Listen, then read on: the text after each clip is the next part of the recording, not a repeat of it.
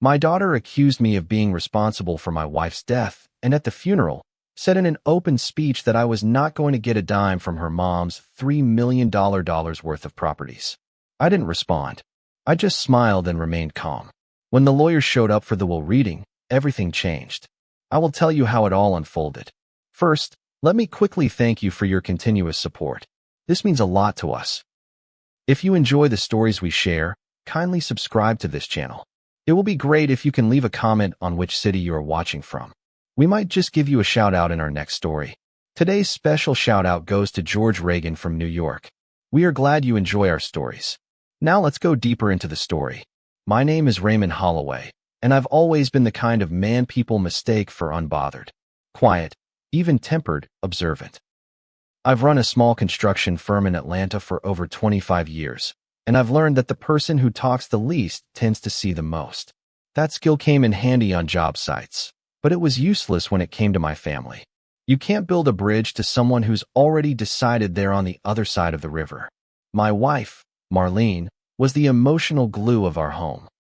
The kind of woman who remembered birthdays without a calendar and insisted on Sunday dinners even when our kids grew too busy for tradition. We had 3 children, but it was Tasha, our firstborn, who always had a way of making herself the center of every room. Or at least, she used to. When Marlene got sick, it happened slow enough to ignore, but fast enough to scare me. She started with little things, forgetting her car keys, taking longer to climb the stairs. Then came the fatigue, the weight loss, the silent nights where she lay on the couch instead of beside me in bed. By the time we got her to Emory Hospital, the doctor's tone gave everything away before the tests did. Stage 4. No timeline. Just 3 words. Prepare for change. So I did. I called the kids, Tasha first, then Marcus and Bree. I told them everything. Her voice cracked a little, but I remember her exact words. Well, she's always had health problems, hasn't she? Like it was an inconvenience. A rerun. Something not worth tuning into again. I spent the next 3 weeks at that hospital like it was a second home. I brought her favorite blanket, the crossword books she always left half-finished, even her jasmine lotion. The nurses knew me by name. I canceled 2 work contracts. Slept in a chair. She didn't ask me to. She just looked at me like I was the only thing steady in a world that had started spinning too fast. But what crushed her most wasn't the cancer. It was the silence. The absence. Not one of our kids came. Not even a phone call that lasted longer than a minute. Tasha, in particular, sent a text one night. Cold, brief. Stop calling me about your health updates. I can't deal. That was it. No follow-up. No apology. Marlene cried in front of me for the first time in decades that night. She didn't sob. She just let the tears roll while staring out the window. I sat beside her and held her hand. She pulled a letter from her bedside drawer, sealed and written in her perfect cursive. "Ray," she whispered, "this is for the lawyer after I go. I want you to be the one to handle everything. You'll understand why." I didn't argue. I didn't ask. I just took it and tucked it into my jacket. That night, I kissed her forehead and promised I'd follow every word. Marlene passed away 10 days later, early in the morning while I was out getting coffee. I came back to a nurse with puffy eyes and a soft voice saying, "I'm sorry." The room smelled like lemon disinfectant. Her hand was still warm. I sat there for a long time, just breathing beside her. When the kids finally showed up for the funeral arrangements, it was like watching strangers perform grief on a stage they hadn't rehearsed for. Tasha swept in with black sunglasses and a designer purse, barking questions about the obituary and how we're dividing assets. Bree cried quietly in the corner, genuinely broken. Marcus didn't say much. He never did. I watched it all unfold like I was outside my own body. During the service, I stood by Marlene's casket, accepting hugs and nods from people I barely knew. Then, just before the final hymn, Tasha stepped to the front. She hadn't told anyone she was going to speak. The room fell into a hush. She cleared her throat, looked directly at me, and started. "Some people only show up when the end is near," she said. "Some people wear grief like a costume. But let me be clear, my mother's legacy is not up for grabs. And no matter what anyone thinks, my father will not get a dime of what she built." A collective inhale swept the room. My hand tightened around the back of the pew, but I said nothing. I didn't flinch. I just smiled. People whispered as she walked off. My brother-in-law looked at me, waiting for a response, but I stayed rooted. My silence wasn't weakness, it was memory. I remembered who bathed Marlene's frail body, who prayed beside her when the morphine made her hallucinate, who whispered, "I love you," even when she couldn't respond. I had already won the only fight that mattered. But even as I held on to my calm, something inside me hardened. The disrespect wasn't just to me, it was to Marlene, and that was something I wouldn't let stand. A week later, the lawyer called. He scheduled the will reading and asked that all immediate family attend. I knew the storm was coming. I just didn't realize how sweet the eye of it would be. The morning of the will reading arrived cloaked in that uneasy stillness you get before a thunderstorm. I woke up early, poured myself a black cup of coffee, and sat at the dining table Marlene had once filled with laughter, holiday candles, and endless casseroles. It was quiet now. Just the hum of the fridge and the ticking wall clock she insisted we keep, even though it ran 5 minutes slow. I stared at the wooden box where I'd stored the letter, her letter, for the lawyer. I'd read it 3 times already, not out of doubt, but reverence. I could hear her voice in every line, measured, firm, heartbroken. She hadn't written it out of revenge. She wrote it out of disappointment. She'd given her children every chance, and in her final days, they gave her silence. That wasn't something she could forgive, and neither could I. The lawyer's office was on the 15th floor of a sleek downtown building. Marble floors, glass walls, cold air conditioning that made you wish you brought a jacket. When I stepped off the elevator, I saw them all there already. Tasha leaned against the far wall scrolling on her phone, legs crossed like she was early to a fashion show, not the reading of her mother's last will.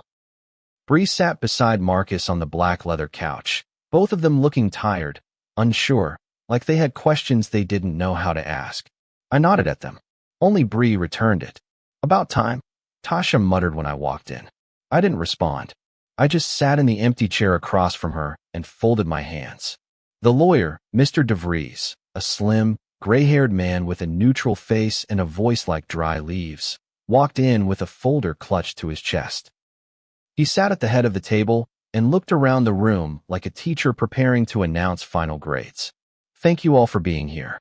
I know this has been a difficult time for your family. Your mother, Marlene Holloway, left very specific instructions that her will be read in full, with all parties present." He opened the folder slowly. I will read the following in her exact words. Everyone straightened. Even Tasha lowered her phone. "To my beloved husband, Raymond. You stood by me when my body failed, when my spirit waned, when our children forgot that love is not seasonal. You stayed, not out of obligation, but devotion. You did what many would not. And so, I name you my sole executor. I trust you, and only you, to carry out my final wishes." I felt the room shift. Tasha's mouth parted slightly, but she said nothing. Bree's eyes filled with tears, her hand drifting to her chest. Marcus kept his gaze down. DeVries continued. "As for the estate, 3 properties, one in Buckhead, one in Stone Mountain, and the lake house in Blue Ridge, along with remaining liquid assets totaling $3.1 million. I leave these not to my children, but to 3 charity organizations: Women's Haven Atlanta, the Second Chance Shelter, and Georgia Youth Roots. Each will receive equal portions." It was like the air got sucked out of the room. DeVries looked up. "There are no contingencies. The will is final." Tasha stood so fast her chair scraped against the tile. "Excuse me? What did you just say?" "You heard him," I said quietly. No, this is some kind of joke. My mother wouldn't do that. Not to me. I was her firstborn. She told me everything." "You told her," I said, my voice low but steady, "to stop calling you about her health updates." That stopped her. Her lip quivered, but no words came. "She cried the night you sent that text. She waited for you to come visit. Every day, she looked at the door hoping you'd walk through it. And you never did. She didn't tell me it was that bad. She shouldn't have had to." There was a long pause. Tasha slowly sat back down, blinking fast. She looked at the lawyer, then back at me. "She had cancer. People deal with grief in different ways. Grief is after the fact," I said, She was still alive. For a moment, no one spoke. Then Bree leaned forward. Wait, the properties are going to charity? All of them. DeVries nodded. That is correct. Marcus cleared his throat. I don't care about the money. But why didn't she tell us? I turned to him. She didn't want to beg for love. That's what she said. She wanted to see who showed up without being asked. Tasha stood again, slower this time. Her voice was soft now, almost unrecognizable. Daddy, I'm sorry. I didn't know. I thought she was being dramatic. I looked at her long and hard. She looked smaller now. Fragile, not fierce. But I didn't feel pity. I felt a tired kind of clarity. She wanted me to tell you something. If you ever asked for forgiveness, I said. She wrote it in a postscript. DeVries adjusted his glasses and read the final line. Let them live with the memory of their choices. And if they ask why, remind them, the evil that men do lives after them. Tasha's eyes filled. She pressed her hand to her mouth and turned away. Bree sniffled. Marcus stayed frozen, unreadable. I'm not doing this to punish you, I said. I'm just honoring your mother. The woman you forgot was still alive until it was too late. Tasha turned back, voice shaking. Please, just tell them to give us something. Anything. I stood up and grabbed my coat. It's not mine to give. It's hers. And she already gave you everything. Love, chances, grace. This is what she chose. Live with it. And I walked out without another word. They say grief reveals who people really are. But I already knew who my children were.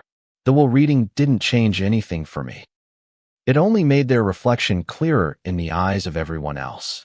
I went home that afternoon feeling nothing close to vindicated. Just tired. Tired in a way that made the bones ache.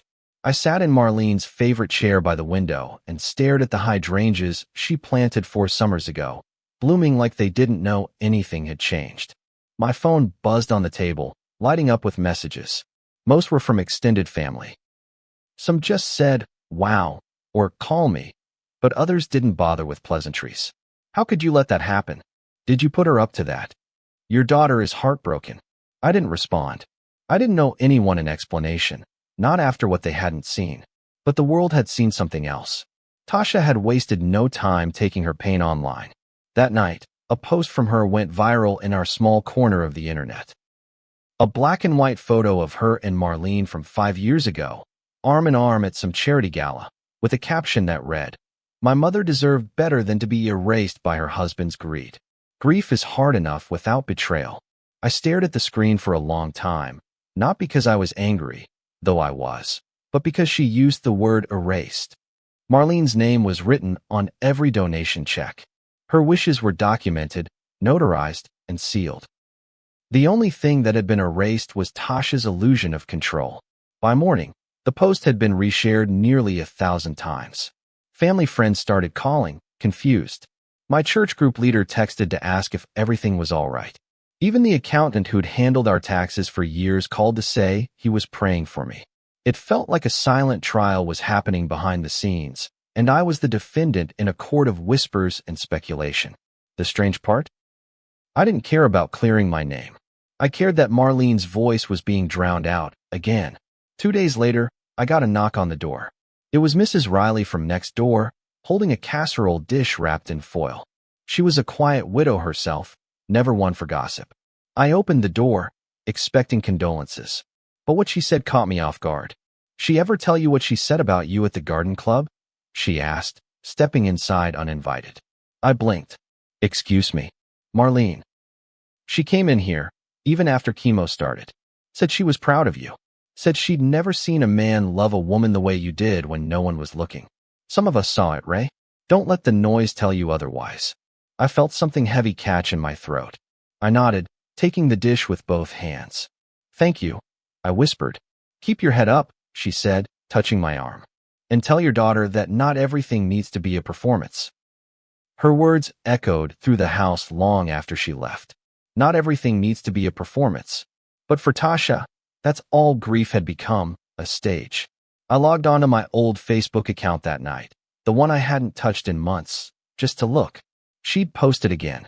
This time it was a screenshot of an email from a supposed family attorney, accusing me of disregarding verbal family trusts. It was empty legal language, but it did its job. Comments poured in. Some called me a thief. Others accused me of elder abuse. One even called for a justice campaign. I didn't fight back. I just posted a single sentence beneath her post. She wrote it with her own hand, signed it with her own name. She made the choice you can't forgive her for. By morning, she'd deleted everything. But the silence that followed wasn't peace. It was the start of the fallout. Tasha showed up at my house the next evening. No warning, no call, just headlights on the lawn at 9 p.m. I stood at the window and watched her sit in the car for 5 minutes before finally stepping out. She walked up slowly, arms folded, not the same girl who had spoken like a queen at the funeral. This one was smaller, sharper, stripped of arrogance. I opened the door, but didn't invite her in. She looked at me for a long moment, then said, "You didn't have to humiliate me." I tilted my head. I didn't say a word. "You did that all on your own." Her face tensed. "You knew what she'd done. You could have warned us, prepared us." She wrote a letter, Tasha. She told me to deliver it when the time was right. That was her voice, not mine. She was sick. She wasn't thinking straight. She was clearer than I've ever seen her. She stepped back slightly, tears building now. "Daddy, I was scared." Okay. I didn't know how to handle her dying. I thought if I stayed away, it wouldn't be real. I stared at her. It became real for her the moment her calls went unanswered. She dropped her head, a tear slipping down. "I messed up." I nodded. "Yes, you did." For a moment, there was just the sound of crickets and distant traffic. Then she said something I didn't expect. "I don't want the money. I want her back." And that, more than any insult, any lie, hurt me the most. Because I wanted her back too. I wanted one more morning with her humming in the kitchen, one more kiss before bed, one more whispered, "I'm not ready to go yet." But I couldn't give Tasha that, just like I couldn't give her forgiveness that hadn't been earned. Not yet. I stepped back, one hand still on the doorknob. Come back when you want to talk, not when you want to rewrite the story. Then I closed the door. Grief doesn't always knock. Sometimes it seeps through the cracks, quiet, slow, inescapable. I could feel it in the way the house settled differently without Marlene's presence, the way the wind rattled the windows like it had something to say. I tried to busy myself. I swept the back porch 3 times, cleaned the same kitchen counter over and over until the granite lost its shine. But there was no escaping the echo. Tasha's visit the night before had scratched open wounds I'd only just begun to scab over. And as much as I'd wanted to believe that the will reading was the end of it, I knew better. With families like ours, fallout wasn't a single explosion. It was a slow burn that took down everything in its path.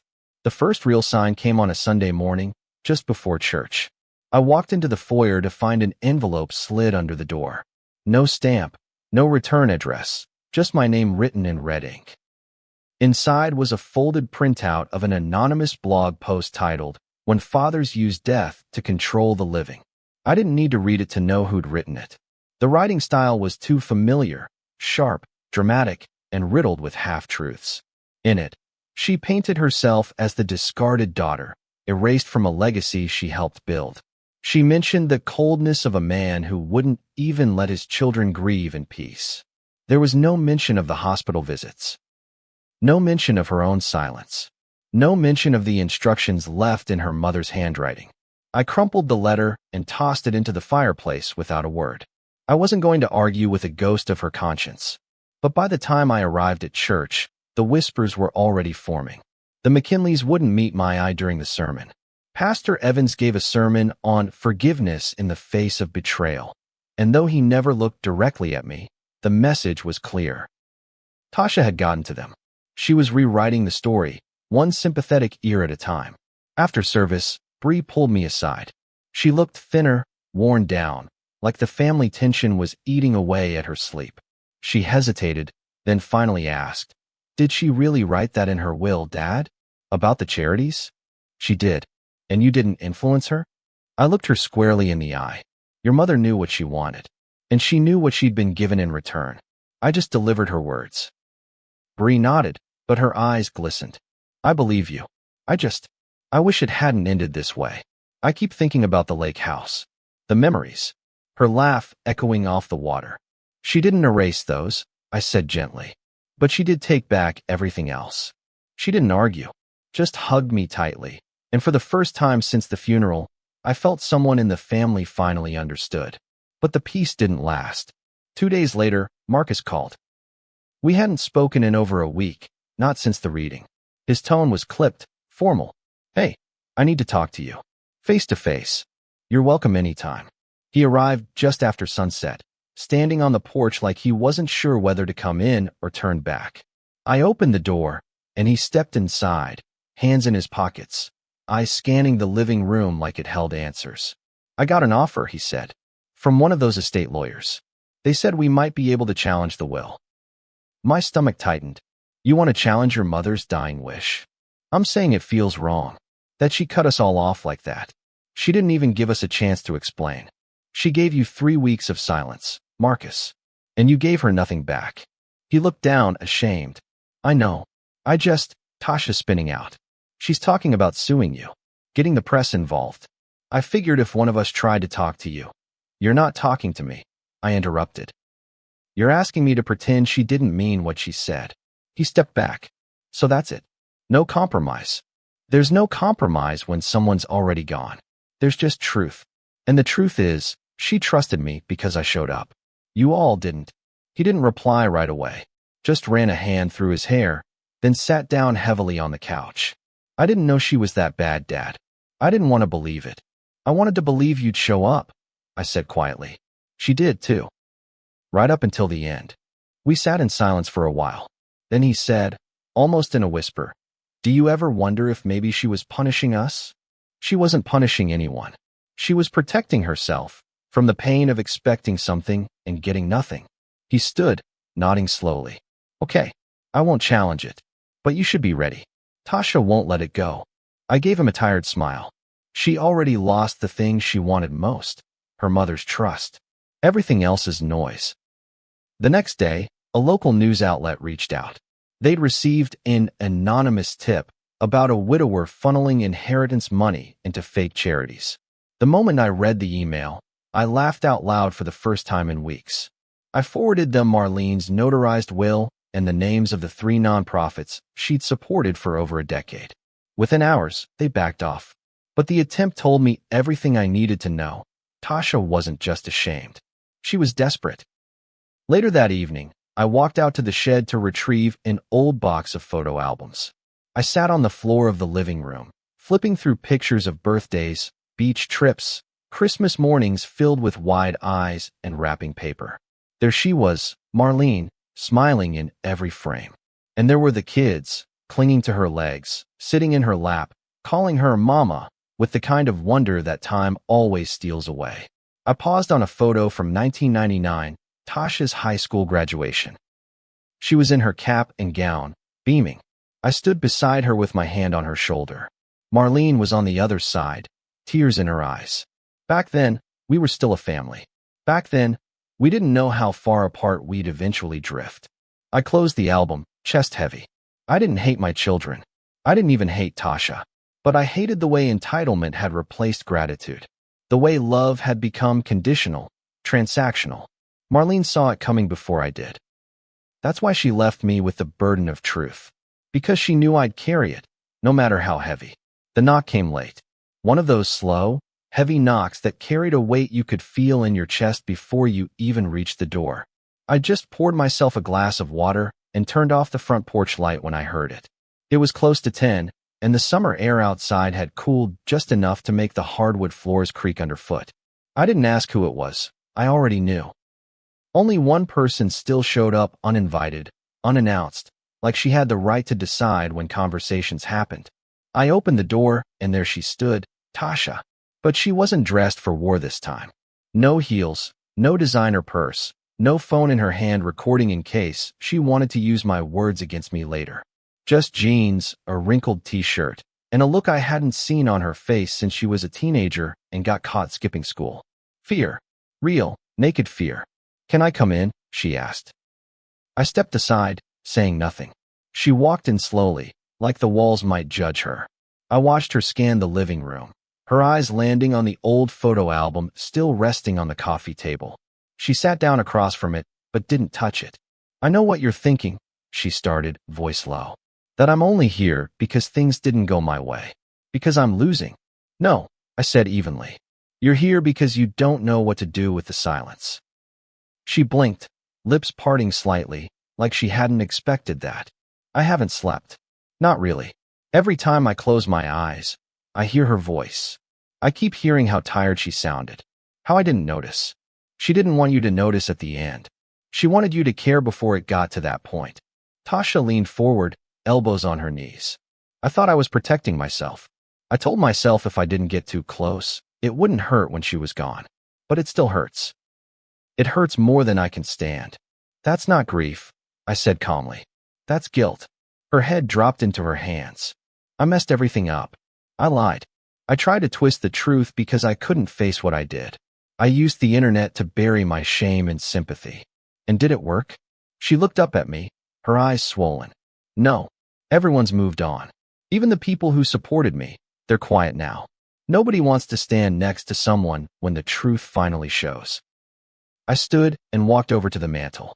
I picked up a framed photo of Marlene from her 50th birthday, the one where she wore that emerald green dress she loved, the one that made her feel regal.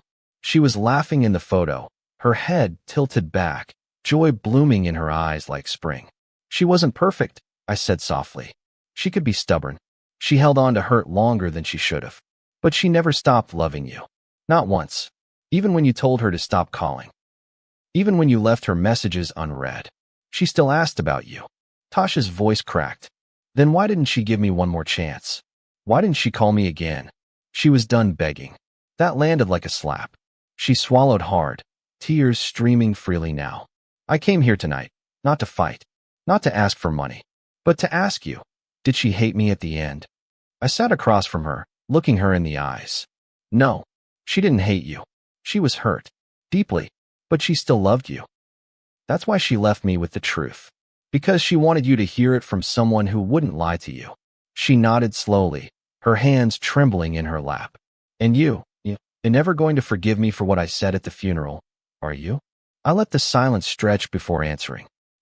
I carried your mother through her final days, and then I carried the weight of your anger, your lies, and your grief. I don't hate you, but I don't trust you either. She flinched. So what does that mean? That we're done. It means you need to sit with what you've done. Not for a week. Not until the internet forgets. But until you've faced it without turning it into a story where you're the victim. The room was so quiet I could hear the tick of that old wall clock again. She looked at her hands, then back at me. I want to start over. I want to try. I stood. Then start with you. She said she hoped you'd remember who you were before the world told you to fight for everything. That little girl who used to dance in the kitchen barefoot. Her face crumpled, and then she walked away without another word. I closed the door behind her, slowly, leaning against it once it clicked shut. The house felt heavier, but lighter at the same time, like a wound that finally got to breathe. Weeks passed. The headlines faded, the online noise died down, and the family's arguments dissolved into the kind of distant silence that doesn't sting anymore. It just exists, like a background hum you stop noticing. I spent most days tending to the yard Marlene once ruled with shears and sun hats. The rose bushes bloomed late that summer, bright and full, as if untouched by the grief that hung in the air weeks earlier. I watered them like she used to. Twice a week, early morning, talking to them under my breath. Not because I believed it helped them grow, but because that's what she did. And I'd spent too many years ignoring her little ways to start now. The donations went through without issue. Each charity received exactly what she asked for, no delays, no drama. Women's Haven Atlanta sent a handwritten letter thanking me for honoring her legacy with such integrity. The Second Chance Shelter invited me to a small ceremony where they unveiled a new wing in her name. Georgia Youth Roots sent photos of the kids whose scholarships were made possible by her estate. I kept those photos tucked in a drawer, not because I needed reminders of what she did, but because I wanted to keep some piece of her that was still moving, still changing lives. She hadn't given her money to make a statement. She gave it because she'd already made up her mind long before her body began to fail. Bree called me one morning while I was sweeping the back porch. Her voice was soft, measured, like someone walking carefully through a room full of broken glass. "I wanted to say thank you," she said. "For what?" "For not fighting back. For doing what she asked. For not letting it turn into something uglier." I leaned on the broom handle and looked out at the yard. "You were the only one who never asked me to lie." "She loved you, you know," Bree said, "even when we forgot to show up. She always said, 'Raymond is the constant in my life.'" I thought it was just something people say when they get older. But now I get it. I didn't say anything right away. I let the silence be full, not empty. "Your sister stopped by last week," I finally said. "I heard," Bree replied. "She's trying. She has a lot of work to do. She knows." And for once, I believed she did. Later that evening, I went down to the lake house one last time. It hadn't sold yet. The real estate agent wanted to wait for the right buyer, someone who'd appreciate the quiet, the view, the sense of memory that clung to the place like morning fog. I walked the deck where we used to drink coffee at sunrise, where Marlene once read her novels with her feet kicked up on the railing. I sat in one of the old wooden chairs and let the wind press against my face. The water rippled without a sound. The trees bent gently. Everything was exactly as we'd left it. Inside the house, I found her old denim jacket still hanging on a hook near the fireplace. It smelled like cedar and lavender. I sat down with it in my lap and finally let myself cry. Not the quiet tears I'd allowed in pieces, but the kind of sobs that start in the gut and shake the whole body. I wasn't mourning her money or her absence at dinner. I was mourning the woman who'd whispered, "I trust you," when the world started pulling her apart. I was mourning the children we raised, and the way time had turned love into expectation and gratitude into silence. She didn't ask for forgiveness anymore. She just told stories, memories from childhood, moments she remembered Marlene laughing. One day she wrote, "I see now that love isn't about what you get. It's about what you give when no one's keeping score." That letter I kept. I didn't write back. Not yet. But I didn't throw the letters away, either. That was my redemptive gesture. Quiet, firm, imperfect. I knew the world wouldn't understand why I smiled at the funeral. Why I didn't lash out when my own daughter accused me of murder with a microphone in hand. But that smile wasn't peace. It was restraint. It was the only way I could stop myself from collapsing under the weight of every insult, every silence. About honoring the woman who trusted me with her last wish. I didn't need applause or apologies. I just needed to know that when the dust settled, I had kept my promise. And I did. If you've ever had to carry the weight of a loved one's final wish, while others questioned your motives, then you understand what silence can cost. Would you have honored her decision, even knowing the fallout? Share your story in the comments. And if this one stayed with you, hit that like button and subscribe for more true-to-life family stories where silence, love, and loyalty collide. See you soon in the next story.